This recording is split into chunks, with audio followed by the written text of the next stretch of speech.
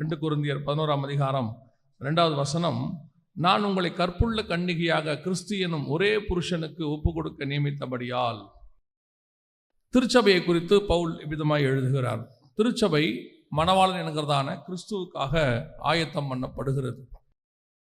இந்த ஆயத்தம் பண்ணப்படுகிற திருச்சபையை குறித்து அவர் சொல்லுகிற வார்த்தை என்னவென்று சொன்னால், ஒரே புருஷனுக்கு உங்களை ஒப்பு கொடுக்க நியமித்தபடியால் நீங்களும் நானும் வரப்போகிற இயேசு கிறிஸ்துவுக்கு ஒப்பு கொடுக்கப்படுவதற்காக காத்திருக்கிறோம் அல்லது பாதுகாக்கப்பட்டு கொண்டிருக்கிறோம்.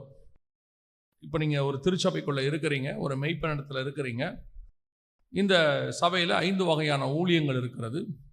மெய்ப்பன் ஊழியம் இருக்குது, போதக ஊழியம் இருக்குது, அப்போஸ்தல ஊழியம் இருக்குது, தீர்க்க தரிசனம், சுவிசேஷம். இந்த 5 ஊழியங்களும் சேர்ந்து ஒரு கன்னிகையை தயார் பண்ணி வரப்போகிற மணவாளனுக்கு ஒப்படைத்தல். இதுதான் திருச்சபையினுடைய வேலை. நாம் அனைவரும் அந்த திருச்சபைக்குள்ளே ஒரு அங்கத்தினராக இருக்கிறோம். உங்களை இங்கே வைத்திருப்பதற்கு கர்த்தருக்கு முகாந்திரம் என்னவென்று சொன்னால், ஆவியானவர் எழுதுகிறார், வரப்போகிற புருஷனுக்கு உங்களை ஒப்பு கொடுப்பதற்கு. புருஷன் என்றால் ஆண் மகன் என்ற அர்த்தம். 2 அர்த்தம் இருக்கிறது. திருமணமானவரை நாம் புருஷன் என்று சொல்லுகிறோம், அதே வேளையிலே ஒரு ஆணையும் புருஷன் என்று சொல்லுகிறோம் வேதத்தின்படி.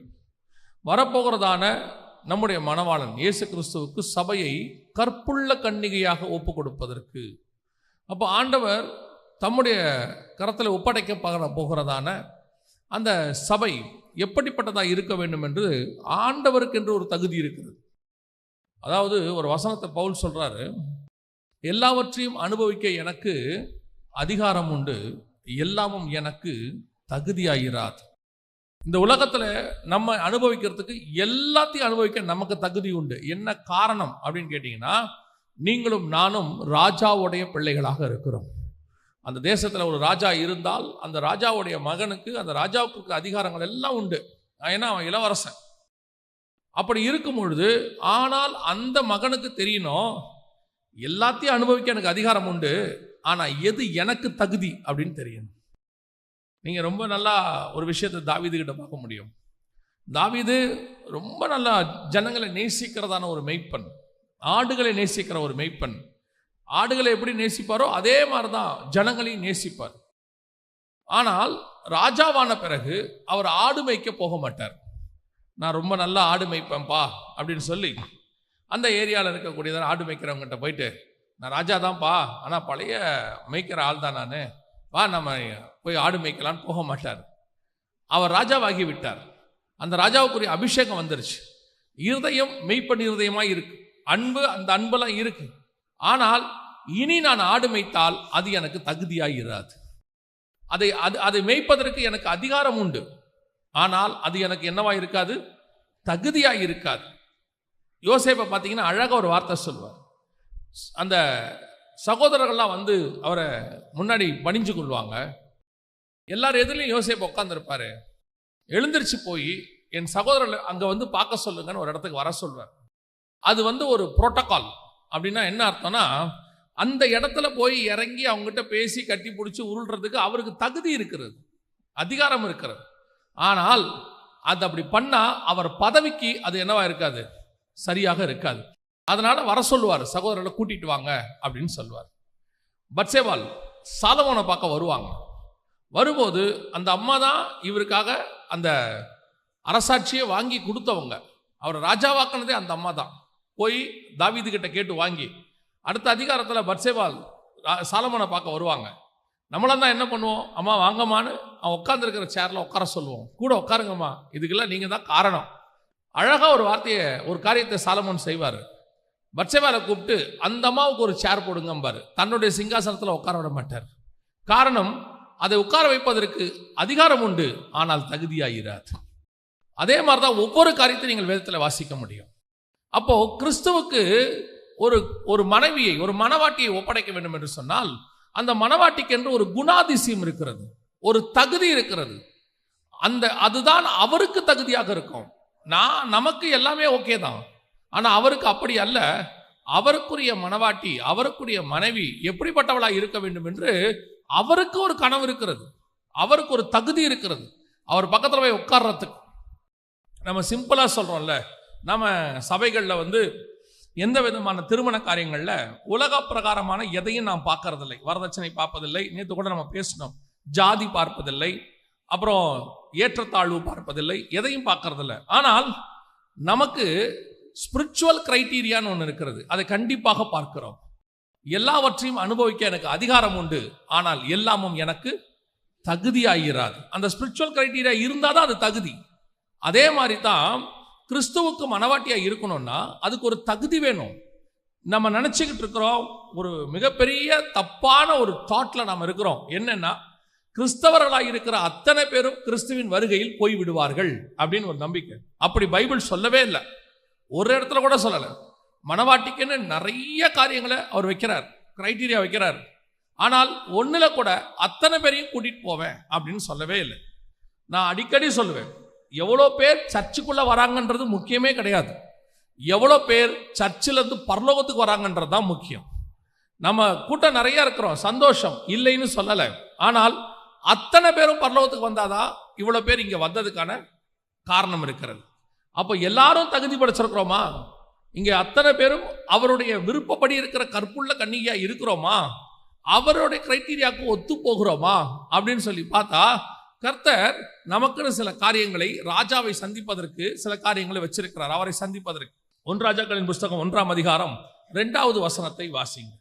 அப்பொழுது அவனுடைய ஊழியக்காரர் அவனை நோக்கி, ராஜ சமூகத்தில் நின்று ராஜாவுக்கு பணிவிடை செய்யவும் ராஜாவாகிய எங்கள் ஆண்டவனுக்கு அனல் உண்டாக்கும்படி கன்னியாகிய ஒரு சிறு பெண்ணை தேடுவோம் அப்படின்னு சொல்றாங்க.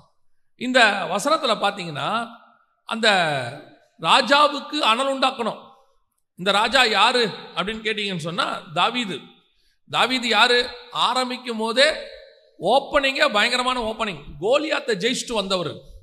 அதுக்கப்புறம் எல்லாம் அவருடைய யுத்தம் எல்லாம் ஸ்பிரிச்சுவல் வார் தானாமா. நீர் கர்த்தருடைய யுத்தத்தை நடத்துகிறவராமேன் அப்படின்னு சொல்றான்.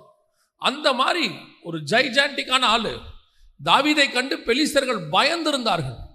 ஐப்ராத் நதிக்கரை வரைக்கும் தாவீதுடைய எல்லை பெரிதாக இருந்தது என்று சொல்லப்படுகிறது. அந்த மாதிரி தாவீதுடையதான விஸ்தாரம்.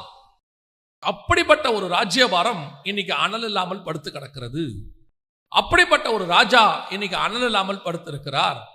அதனுடைய அர்த்தம் என்னவென்று சொன்னால், தாவீது கிறிஸ்துவுக்கு அடையாளமாக இருக்கிறார். இந்த காலகட்டத்தை குறித்து இந்த குறித்து யாக்கோபு ஒரு தீர்க்க தரிசனம் சொல்றார். தாவீது இப்படி படுத்திருப்பதை குறித்து யாக்கோபு ஒரு தீர்க்க தரிசனம் சொல்கிறார். வாசிங்க, ஆதியாகமத்தின் புஸ்தகம் 49ஆம் அதிகாரம் 9வது வசனத்தை வாசிங்கள்.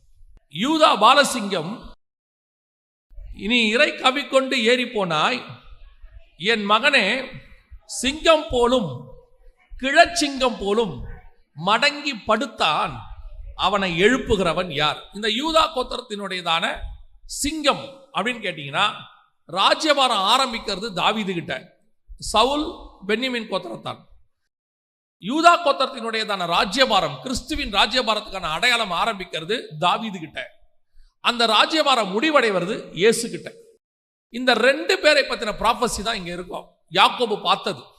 யாக்கோபு சொல்றாரு, சிங்கம் போலும் கிழச்சிங்கம் போலும் மடங்கி படுத்தான். இந்த சிங்கம் கிழச்சிங்கம் யாருன்னு கேட்டா, இயேசு கிறிஸ்து தான் சிங்கம், யூதா கோத்திரத்து சிங்கம். அவர் கிழச்சிங்கம் யாருன்னா தாவீது. ஏன்னா அந்த 1 ராஜாக்களின் புஸ்தகம் 1ஆம் அதிகாரம் 1ஆம் வசனம் சொல்லுகிறது. அந்த 1 ராஜாக்கள் 1:1 வாசிங்க. தாவீது ராஜா வயது சென்ற விருத்தாப்பியனான போது, வயது சென்ற கிழவன் ஆயிட்டாரு. இவங்க 2 பேரும் இப்ப மடங்கி படுத்திருக்கிறாங்க. இங்க தாவீது மடங்கி படுத்திருக்கிறார், அனல் இல்லாம. இயேசு சிலுவையில் அறையப்பட்டு கல்லறைக்குள்ள வைக்கப்பட்டிருக்கிறார். இந்த 2 பேருக்குமான பதில், அந்த கேள்வி யாக்கோபுக்கு வருகிறது. சிங்கம் போலும் கிழச்சிங்கம் போலும் மடங்கி படுத்தான், அவனை, யூதா கோத்திரத்தை எழுப்புகிறவன் யார்? இப்போ இயேசு கிறிஸ்துவை மரித்தோரிலிருந்து பிதாவாகிய தேவன் உயிரோடு கூட எழுப்பினார், நாங்கள் அதற்கு சாட்சிகளாய் இருக்கிறோம் பேதுரு சொல்லிட்டார். இப்ப இயேசுவை எழுப்புறதுக்கு பதில் கிடைச்சிருச்சு. எழுப்புகிறவன் யார்? யாக்கோபு கேட்டார், பதில் கிடைச்சிருச்சு. ஆனா கிழச்சிங்கம் போல மடங்கி படுத்தது தாவீது. சிங்கம் போல படுத்த இயேசுவை பிதா எழுப்பிட்டார். கிழச்சிங்கம் போல படுத்த தாவீதை எழுப்புகிறவன் யார்? இந்த யூதா கோத்திரத்தை எழுப்புகிறவன் யார்? இதுக்கு பதில் தான் அந்த சிறு பெண்ணை தேடுகிறார்கள். 2வது வசனம், அனல் உண்டாக்கும்படி ராஜாவை மீண்டும் எழுப்பும்படி ஒரு சிறு பெண்ணை தேடுவோம். இது எதற்கான அடையாளமாக இருக்கிறது? கிறிஸ்துவினுடைய ராஜ்யம், தாவீதின் ராஜ்யம், யூதாவின் ராஜ்யம் இன்னைக்கு நம்மளுடையதான பரலோக ராஜ்யத்தினுடைய ஒரு பகுதி இன்னைக்கு கிரியை செய்யுது. இன்னைக்கு திருச்சபையினுடைய காலத்தை நீங்க அப்படியே பார்த்துக்கிட்டே வந்தீங்கன்னா ஒவ்வொரு காலகட்டத்திலும் நல்ல ஒரு எழுப்புதல் வந்து நல்ல ஒரு அனல் உண்டான காலம் இருக்கும். அதற்கு பிறகு பார்த்தீங்கன்னா அப்படியே கொஞ்சம் கொஞ்சமா அந்த அனல் குறையும். அதைத்தான் நம்ம எழுப்புதல்னு சொல்றோம். எழுப்புதல் வரணும்னு சொல்றோம். இப்போ 1906 அசுசா ஸ்ட்ரீட்ல ஒரு பெரிய எழுப்புதல் வந்துச்சு, உலகளாவிய எழுப்புதல். இன்னைக்கு இருக்கிற அந்த பெந்தகோஸ்தே பெண்டிகாஸ்டல் மூவ்மெண்ட் நம்ம சொல்றோம் இல்லையா, இதனுடையதான மீண்டும் எழுப்புதல் நடந்தது அப்பதான் முதல் நூற்றாண்டுல ஊற்றப்பட்டு அப்படியே கொஞ்சம் கொஞ்சமா மங்கி அந்த எழுப்புதல் மீண்டும் ஊற்றப்பட்டது 1906. இப்ப இந்த ஒரு 120 வருஷம், இந்த 2026 வந்தா 120 வருஷம். அது இந்த 120 வருஷத்துல கொஞ்சம் கொஞ்சமாக இந்த அனல் குறைஞ்சு சபை இன்னைக்கு ஒரு அனல் இல்லாத நிலைமையில் இருக்கிறது. எழுப்புதல்னா என்ன? 5000 பேர், 10,000 பேர், 20,000 பேர் ரட்சிக்கப்பட்டு சபைக்குள்ள வருவாங்க. அது இரண்டாவது பகுதி. எழுப்புதலுடைய ரிசல்ட் அது. எழுப்புதலுடைய ஆரம்பம் என்ன தெரியுமா? சபைக்குள்ள இருந்து அக்கினிமயமான நாவுகள் இறங்கினால்தான் வெளியே இருக்கிற 3000 பேர் ரட்சிக்கப்படுவாங்க. பேதுருக்குள்ள அக்கினிமயமான நாவுகள் அந்த 120 பேர் மேல இறங்கினதுனால அன்னைக்கு 3000 பேர் ரட்சிக்கப்பட்டாங்க. அதைத்தான் உங்களுக்கு சொல்றேன். சபைக்குள்ளதான் எழுப்புதல் இருக்குது. சபை எழும்பணும். இந்த 120 பேர் 3.5 வருஷம் இயேசுவோட இருந்திருக்கிறாங்க.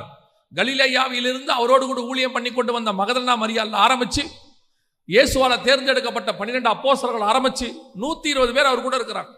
ஆனா இயேசு இருக்கிற வரைக்கும் வராத எழுப்புதல் அந்த இயேசு பரமேறி போன 50வது நாள் வருது. அதான் பரமேறி போனதுன்னா அன்னிலிருந்து 10வது நாள், இயேசு உயிர் தெழுந்ததுலேருந்து 50வது நாள்.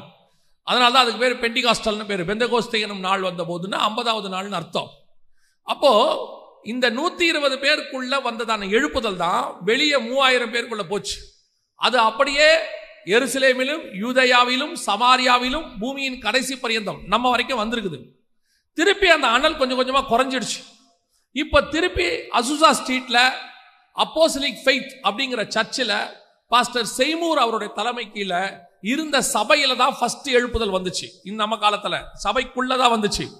அன்னைக்கு அவருடைய காலகட்டத்தில் எடுத்து பாருங்க, அந்த மாதிரி ஒரு காலத்தை திருப்பி நம்ம இன்னும் பார்க்கல.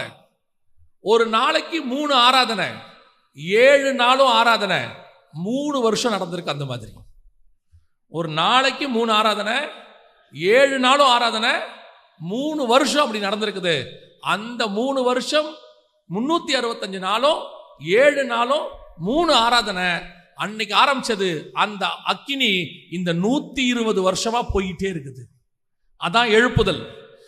திருப்பி இப்ப அது அப்படியே மங்கிருச்சு. கொஞ்சம் கொஞ்சமா சபைக்குள்ள அந்த அனல் குறைஞ்சிருச்சு. அது குறையறதுனால இப்ப மீண்டும் இன்னொரு எழுப்புதலை கர்த்தர் நாம் எதிர்பார்க்கிறோம். மீண்டும் ராஜாவினுடைய ராஜ்யம் எழுப்பப்பட வேண்டும். ஒரு அக்கினி வேண்டும், ஒரு அனல் உண்டாக்குற வேலை வேண்டும். இப்ப கர்த்தர் என்ன செய்கிறாரா? ராஜாவுக்கு அனல் உண்டாக்கும்படி ஒரு சிறு பெண்ணை தேடுவோம். கர்த்தர் இப்பொழுது என்ன செய்கிறார்? நான் திருப்பியும் சொல்றேன், கர்த்தருடைய ராஜ்யத்துக்கு கடைசி காலத்தில் ஒரு எழுப்புதலை காண்பதற்கு ஆண்டவர் ஒரு சிறு சபை, நான் சிறு சபைனா அளவுல சொல்லல, குட்டி சர்ச்சு 20 பேர் அப்படி சொல்லல. ஆண்டவருடைய பார்வையில நாம் சிறியவர்களா இருந்தாலும் கர்த்தருக்கு, அவருடைய ராஜ்யத்துக்கு, ஊழியத்திற்கு, எழுப்புதலுக்கு பயன்படக்கூடிய ஒரு சபையை கர்த்தர் தேடுகிறார், கர்த்தர் எதிர்பார்க்கிறார். அந்த சபையை கொண்டுதான் கர்த்தர் பெரிய காரியத்தை செய்ய விரும்புகிறார். ராஜாவினிடத்தில் அந்த பெண்ணை கொண்டு வந்தார்கள் அப்படின்னு இருக்குது. பவுல் சொல்றாரு, கற்புள்ள கன்னிகையாய் ஒப்படைக்கும்படி. அப்ப ராஜா கிட்ட வரணும்னா இவள் என்னவாக இருக்க வேண்டுமா? ஒரு கன்னி ஆகிய சிறு பெண்ணை. கன்னி ஆகிய என்ன அர்த்தம்? புருஷனை அறியாத அப்படின்னு இருக்கு. மரியாதை குறித்து சொல்லும் பொழுது புருஷனை அறியாத அப்படின்னு இருக்கு. அவருடைய அர்த்தம் என்ன?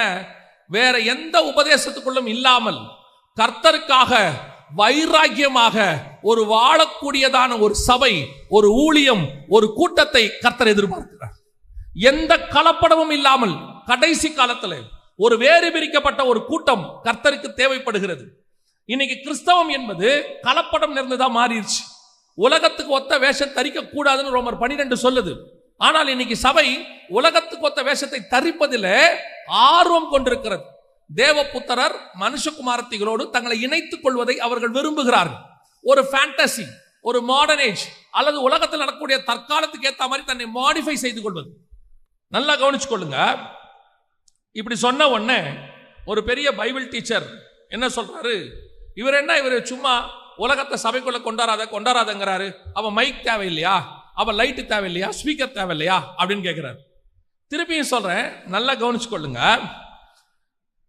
இப்ப வேத வசனம் இருக்குது. இந்த வேத வசனம் ஆரம்பத்தில் மோசே கிட்ட கற்பலகைகள்ல எழுதி கொடுத்தார். அப்புறம் பவுல் காலத்துல தோல் சுருள்கள்ல எழுத கொடுக்கப்பட்டது.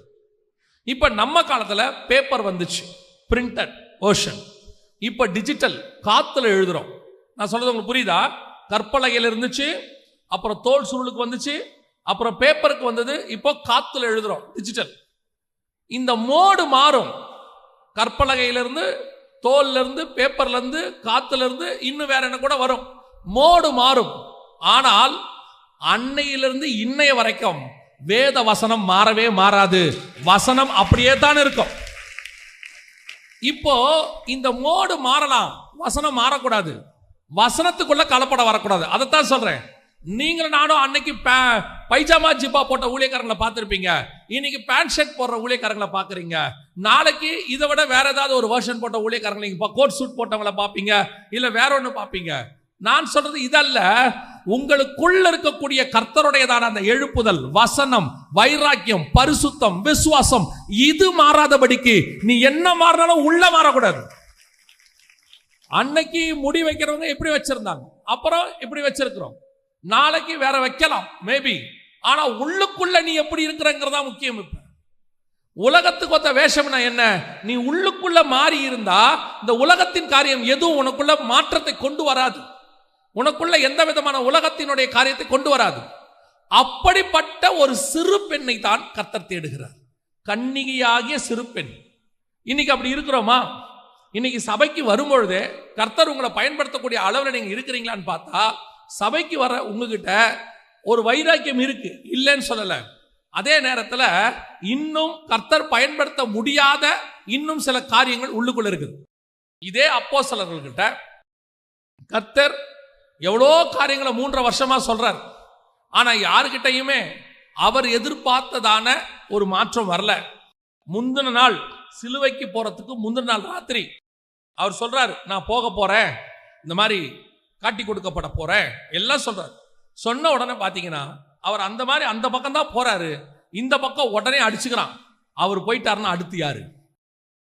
அவர் போறாங்கிறதால ஏன் போறாரு, அதனுடைய நோக்கம் என்ன, சிலுவையில் சுமப்பதனுடைய அர்த்தம் என்ன, அதெல்லாம் அவன் கவலையே இல்லை. அவனை பொறுத்த வரைக்கும் இவர் போயிட்டாரு, அடுத்து யாரு டேக் ஓவர் பண்றது, அடுத்து யார் லீட் பண்றது. இப்ப திருப்பி வந்து அந்த சீலையை கட்டி கால்களை கழுவி, இல்லப்பா உங்களில் யார் பெரியவனா இருக்க விரும்பணும், அவன் சிறியவனா இருக்கணும் எல்லாம் சொல்றார். இன்னும் மாற்றம் வரல, இன்னும் மாற்றம் வரல. ஒரு நாள் வந்தது, பரிசுத்த ஆவியானவர் வந்தார். அவங்களுக்குள்ள ஒரு மாற்றத்தை இயேசு பாருங்க, 3.5 வருஷம் இயேசுவோட இருந்திருக்கிறாங்க, மாற்றமே இல்லை. 3.5 வருஷம் இருந்திருக்கிறாங்க. ஆவியானவர் வந்தார், ஒரு பெரிய மாற்றத்தை கொடுத்தார். எதெல்லாம் அவங்க இயேசு கூட இருக்கும் பொழுது தப்பாக நடந்தார்களோ அல்லது நடக்கப்பட்டார்களோ யோசித்தார்களோ, இப்ப அப்படியே ஆப்போசிட்டா மாறிடுச்சு. அப்படி மாறின பிறகுதான் அவர்களை எடுத்து கர்த்தரால் பயன்படுத்த முடிஞ்சிச்சு. ஒரு எழுப்புதல் வந்தது. உங்களுக்கும் எனக்கும் சர்ச்சுக்குள்ள வரோம், we are all Christians, அப்படிதான் இருக்கிறோம். ஆனால் கர்த்தர் எதிர்பார்க்கிற மாற்றம் உங்களுக்குள்ள இருக்கிறதா? கர்த்தர் உங்களை கொண்டு ஒரு எழுப்புதலை கொண்டு வருவதற்கு நீங்கள் பாத்திரம் உள்ளவர்களா இருக்கிறீர்களா? அதான் கொஸ்டின். இன்னைக்கு அந்த இடத்துல சர்ச் இல்லை, அதான் முக்கியம். சபை இருக்கு, ஆனால் சபை எழுப்புதலுக்கான இடத்துல இருக்குதா? எனக்கு தெரிஞ்சு 30 வருஷமா நம்ம ஜெபம் பண்றோம் எழுப்புதலுக்காக. நான் இயேசுவை ஏற்றுக்கொண்டு இது 33வது வருஷம். இந்த 33 வருஷமா இயேசு எழுப்புதலுக்காக நம்ம ஜெபம் பண்ணிட்டே இருக்கிறோம். நிறைய பேர் ஜெபம் பண்றாங்க, நிறைய பரிசுத்தவான்கள் முழங்கால நின்று அழுவுறாங்க, எல்லாம் உண்மைதான். வராததுக்கு என்ன காரணம்? அதான் ரீசன். வராதுக்கு என்ன காரணம்? 3.5 வருஷம் இருந்த இயேசு கிட்ட இருந்து பரிசுத்த ஆவியானவர் வந்த உடனே எழுப்புதல் வந்துடுச்சே. இப்போ 30 வருஷமா எழுப்புதல் எதிர்பார்க்கிறோமே, நாம் எதிர்பார்க்கிற எழுப்புதல் வரலையே. காரணம் என்ன அப்படின்னா, எழுப்புதல் வராமல் இருப்பதற்கு காரணம் அங்கே தாவீதுக்கு கொண்டு வரப்பட்ட அந்த சிறு பெண்ணை போல கர்த்தர் எதிர்பார்க்கிற ஒரு சபை, கர்த்தர் எதிர்பார்க்கிற ஒரு ஊழியம், கர்த்தர் எதிர்பார்க்கிற ஒரு விசுவாசி இன்னும் கர்த்தர் கிடைக்கல. கிடைச்சா நிச்சயம் கர்த்தர் அவர்களை கொண்டு பெரிய காரியங்களை செய்ய வல்லமை உள்ளவராய் இருக்கிறார். ஒரே ஒருத்தன் கிடைச்சா போதும் திறப்பின் வாசல்ல நிக்கிறதுக்கு, கர்த்தர் செஞ்சிருவார் காரியத்தை. இன்னைக்கு நம்ம அப்படி இருக்கிறோமா? சபை அப்படி இருக்குதா? ஆராய்ந்து பாருங்கள். அதுதான் கர்த்தர் எதிர்பார்க்கிறது. அவர் எதிர்பார்க்கிறபடி நீங்க இருக்கணும். அதான் நான் சொன்னேன், நீங்க எப்படி இருந்தாலும் அவர் ஏத்துக்க தயார். ஆனால் அவர் வேலையை செய்வதற்கு உங்களுக்கு சில தகுதிகளை கர்த்தர் எதிர்பார்க்கிறார். கர்த்தர் எல்லாரையும் நேசிக்கிறார், மாற்று கருத்தே கிடையாது. God so loved the world, எல்லாரையும் நேசிக்கிறார். அதுக்காக தம்முடைய ஒரே பேரான குமாரனை தந்தருளினார், மாற்று கருத்து இல்லை. ஆனால் கர்த்தர் எல்லாரையும் நம்புகிறாரா? நேசிக்கிறார், இல்லைன்னு சொல்லல, நம்புறாரா? அதான் இங்க முக்கியம். 6 லட்சம் புருஷர்கள் எகிப்திலிருந்து புறப்பட்டாங்க. எல்லாரையும் அவர் தான் விடுதலையாக்கினார். எல்லாருக்காகவும் ஆட்டுக்குட்டி அடிக்கப்பட்டது, எல்லாம் உண்மைதான். ஆனா அவர் நம்பினது ஒரே ஒரு மனுஷனைத்தான். அவங்கிட்ட தான் தன்னுடைய ரகசியங்களை வெளிப்படுத்தினார். அவங்கிட்ட தான் தன் இருதயத்தை வெளிப்படுத்துகிறார். 12 சீஷர்கள் உட்கார்ந்து இருக்கிறாங்க, எல்லார்கிட்டையும் எல்லாத்தையும் பேசுறாரு. ஆனா அவர் நம்பி தன்னுடைய ரகசியத்தை வெளிப்படுத்துறது ஒரே ஒரு சிஷ்யங்கிட்ட தான். அதே மாதிரி தான் கர்த்தர் இன்னைக்கு தன்னுடைய எழுப்புதலுக்கு எல்லாரையும் நேசிக்கிறாரு. ஆனா நம்பி ஒப்படைப்பதற்கு ஒரு திருச்சபையை தேடுகிறார், ஒரு ஊழியனை தேடுகிறார். அது நம்ம சபையா இருக்கணுங்கிறது தான் நமக்கு வாஞ்ச. ஒரு முறை நான் ஆண்டவர்கிட்ட ஜெபம் பண்ணும் போது மார்ட்டின் லூத்தர் அவருடைய தானே ஹிஸ்டரியை படிச்சுக்கிட்டு இருந்தேன். படிக்க படிக்க படிக்க அவருடைய ரிஃபார்மேஷன் எல்லாத்தையும் படிக்க படிக்க படிக்க இப்படி ஒரு ஜெபம் பண்ணேன், ஆண்டவரே இன்னொரு மார்ட்டின் லூத்தரை எழுப்புங்கப்பா, இன்னும் ஒரு மார்ட்டின் லூத்தர் வந்தா நல்லா இருக்குமே ஆண்டவரே அப்படின்னு ஜெபம் பண்ணும் போது ஆவியானவர் எனக்கு உணர்த்தினது, இன்னொருத்தரை எழுப்புங்கன்னு ஜெபம் பண்ணாத, என்னை எழுப்புங்கன்னு ஜெபம் பண்ணு, அதுதான் சரியான ஜெபம்னு சொன்னார். நாம் இன்னொருத்தருக்காக ஜெபம் பண்றோம், ஆனா கர்த்தர் நாம் எழும்ப வேண்டும் என்று எதிர்பார்க்கிறார். ஏன் வரக்கூடாது? ஏதோ ஒரு மூலையில இருந்து, அமெரிக்கால இருந்து, அசுசா ஸ்ட்ரீட்ல இருந்து வரலையா? உலகத்துக்கே அமெரிக்கா மூலையில கிடக்கு. அந்த மூலையிலிருந்து ஒரு எழுப்புதல் வரலையா? எருசலேமிலிருந்து மட்டும்தான் வரணும்னு இல்லை, அமெரிக்கால இருந்தும் வரலாம், நார்வேல இருந்தும் வரலாம், வந்திருக்கு. பல இடங்கள்ல இருந்து எழுப்புதல் நடந்திருக்குது. அதே மாதிரி இங்கிருந்தும் வருவதற்கு வாய்ப்பு இருக்கிறது. கர்த்தர் எடுத்து பயன்படுத்த விரும்புகிறார். ஆனால் அதுக்கு அர்ப்பணிக்கிற ஒரு சர்ச் வேணும். கற்புள்ள அந்த கன்னிகையான ஒரு பெண், அதுதான் ரொம்ப இம்பார்ட்டன்ட். எல்லாரையும் எடுத்து பயன்படுத்த முடியாது. எல்லா பெண்ணும் ராஜாவுக்கு அலங்காரமாய் மாறிட முடியாது இல்ல. எல்லாருமே கர்த்தர் எதிர்பார்க்கிற அந்த காரியத்துக்குள்ள வந்துட முடியாது இல்ல. அதைத்தான் இங்க ஆண்டவர் எதிர்பார்க்கிறார். கன்னிகையான ஒரு பெண், வெரி இம்பார்ட்டன்ட். அதனாலதான் அவன் திருப்பி திருப்பி திருப்பி சொல்றாங்க அந்த வார்த்தையை. அந்த தேசம் எங்கும் தேடி கன்னியாகிய ஒரு சிறு பெண்ணை. ஏன் அனல் உண்டாக்குறதுக்கு எந்த பெண்ணா இருந்தா என்ன இல்ல, ராஜாவுக்குன்னு ஒரு குவாலிட்டி இருக்கு, ராஜாவுக்குன்னு ஒரு தகுதி இருக்குது. ராஜா அந்த குவாலிட்டி உள்ளதான சபையைத்தான் கர்த்தர் தேர்ந்தெடுக்கிறார். எல்லா சபையும் கர்த்தர் தேர்ந்தெடுக்கிறதுல, திருப்பியும் சொல்றேன், நாம் எதுல பெரிய ஆளா இருக்கிறோங்கிறது முக்கியமே இல்லை, எந்த காரியத்துல பெரிய ஆளா இருக்கிறோன்றது முக்கியமே இல்லை. கர்த்தர் என்னை நம்புகிறாரா, அதுதான் முக்கியம். கடைசி வரைக்கும் இந்த கழுதை மேல கர்த்தர் உட்கார்ந்து இருக்கிறாரா, அதான் முக்கியம். அதை பேஸ் பண்ணித்தான் ஒரு ஊழியக்காரர் இருக்கிறார். இப்போ நம்ம கிட்டத்தட்ட இங்க ஒரு 1000-2000 பேர் உட்கார்ந்து இருக்கிறீங்க. இவ்வளவு பேர் உட்கார்ந்து இருக்கிறோம், பெரிய சர்ச் அப்படின்னு ஆட்டோமேட்டிக்கா சொல்லிடுவாங்க. பெரிய சர்ச், பெரிய சர்ச் என்பதை விட நாம வாங்க வேண்டிய வேற பேர் இன்னொன்னு இருக்கு, நல்ல சர்ச். கர்த்தருடைய பார்வையிலே பரிசுத்தம் உள்ள சபை, கற்புள்ள சபை, இதுதான் நாம வாங்க வேண்டிய பெயர். இப்ப யோசிச்சு பாருங்க, 50 பேர் உள்ள சர்ச் இருக்கு, நிறைய இருக்கும்.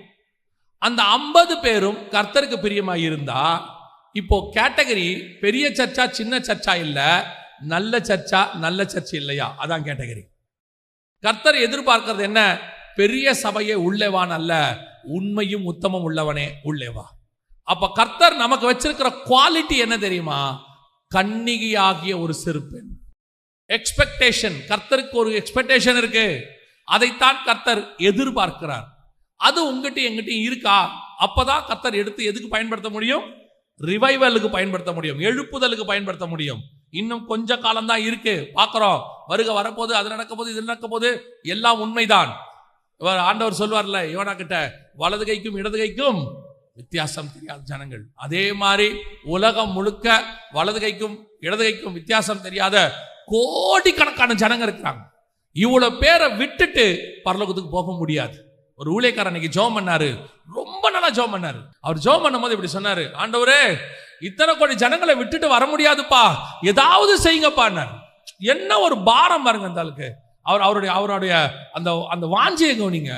இத்தனை கோடி இருக்கு ஆண்டவரே, எப்படிப்பா எல்லாத்தையும் நரகத்துக்கு நான் விட்டுட்டு வர்றது, ஏதாவது செய்யுங்கப்பா, ஏதாவது செஞ்சு கொண்டு வரதுக்கு ஒரு வழி பாருங்கப்பா. உண்மையிலே ஊழியம் பண்ற மனுஷன் அவருக்கு அந்த பரிதவிப்பு இருக்குது. இதே பரிதவிப்பு தான் யோனா கிட்ட தேவனுக்கு இருந்துச்சு. அதே இருதயம் தான் இந்த ஊழியக்காரருக்கும் இருக்கு. அந்த இருதயம் நமக்கும் இருந்தால் நல்லது. நம்மை சுத்தி இடது கைக்கும் வலது கைக்கும் வித்தியாசம் தெரியாத ஜனங்கள் லட்சக்கணக்கில் இருக்கிறாங்க. அத்தனை பேரையும் விட்டுட்டு எல்லாம் போயிட முடியாது. அத்தனை பேரையும் விட்டுட்டு பரலோகத்துக்கு போயிட முடியாது. எவ்வளவு சிலர் சொல்லுவாங்க தெரியுமா, ஒரு பழமொழி சொல்லுவாங்க நம்ம ஊர் பக்கம், எரியிற வீட்டுல எடுக்கிறது லாபம் பாங்க. கடைசியா எரிஞ்சுக்கிட்டு இருக்க வீட்டுல எதெல்லாம் நம்ம மீட்கிறோமோ எல்லாமே என்னதான் லாபம். அதே மாதிரி இந்த கடைசி காலத்துல வர்றதுக்கு முன்னாடி எவ்வளவு ஆத்துமாக்கள் ஆதாயம் பண்றோமோ அத்தனையும் லாபம். ஒண்ணு கிடைச்சாலும் லாபம், 9,000 கிடைச்சாலும் லாபம். சொல்லிட்டே இருக்கணும். ஒரு ரிவைவல் என் சபையில இருந்து வந்துரும் ஆண்டவரே, என் மூலமா கடைசி காலத்துல ஒரு தீ பத்தி எரிஞ்சிரும் ஆண்டவரே, எப்படியாவது ஒரு கொள்ளை பொருளாக நான் புறப்படும் போது கை நிறைய ஆத்துமாக்களை அள்ளிக்கிட்டு உள்ள நுழையணும். அப்படி ஒரு வாஞ்ச வந்துடணும். நம்ம பரலோகத்துக்குள்ள நம்ம சபை நுழையும் போது அப்படி இஸ்ரவேலர்கள் எகிப்துல இருந்து வெளியே வந்த மாதிரி 6 லட்சம் புருஷர்கள் உள்ள நுழைஞ்ச மாதிரி அத்தனை பேரும் பெரிய கூட்டத்தை கொண்டு போன உள்ள. அப்படி ஒரு ரிவைவலுக்கு நாம காரணமாக இருக்கணும். இருக்கா? அப்ப கர்த்தர் எதிர்பார்க்கிற அந்த சிறு பெண் நீங்களும் நானுமான்னு பார்க்கணும். அந்த கிரைட்டீரியா இப்பவும் சொல்றேன். அனலை கொண்டு வருவது கர்த்தர் கையில் இருக்கு. ஆனால் சிறு பெண்ணாக கன்னிகையாக இருக்க வேண்டியது நம்ம கையில தான் இருக்குது. நாம கன்னிகையான சிறு பெண்ணாக இருந்தால் அனலை நமக்குள்ள ஏற்படுத்துவதற்கு கர்த்தர் வல்லமை உள்ளவராக இருக்கிறார். அல்லேலூயா.